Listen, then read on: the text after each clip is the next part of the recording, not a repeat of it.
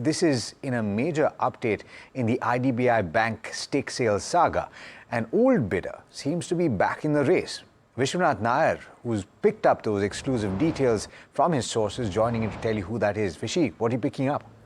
Right, I'm glad you're calling it a saga because it's been going on forever. But the idea here being that IDBI Bank is now finding favor with Kotak Mahindra Bank. It was one of those bidders that had put in the initial sort of interest a couple of years ago, but then since then it had gone silent.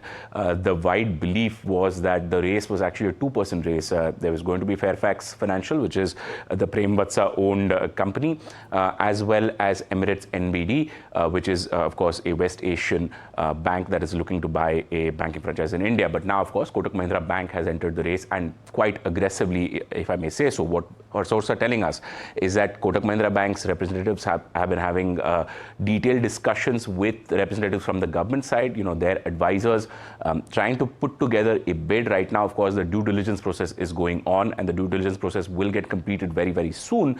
And it's expected that a bid might come in as early as next quarter. The expectation being that by FY26 end, which is March of 2026, you would have a proper bidder in place who will likely take over IDBI Bank, and this is all in preparation for that. The government on its part is expecting a valuation of about $8 to $10 billion for IDBI Bank. They're expecting the transaction to be worth about $5 to $6 billion, 45 to 55,000 crore roughly. That's what the expectation is. Going ahead, the government is also making it easier for the bidders. Essentially, what the government is doing is that they promise the bidder that LIC's voting rights will be capped so that the new bidder who's coming in has significantly more control.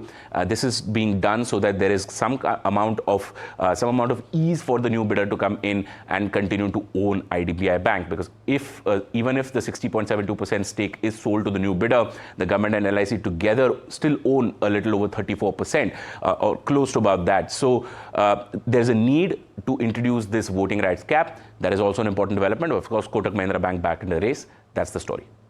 Got it. And an important story to track with the implications as well for both IDBI Bank and Kotak Mahindra Bank.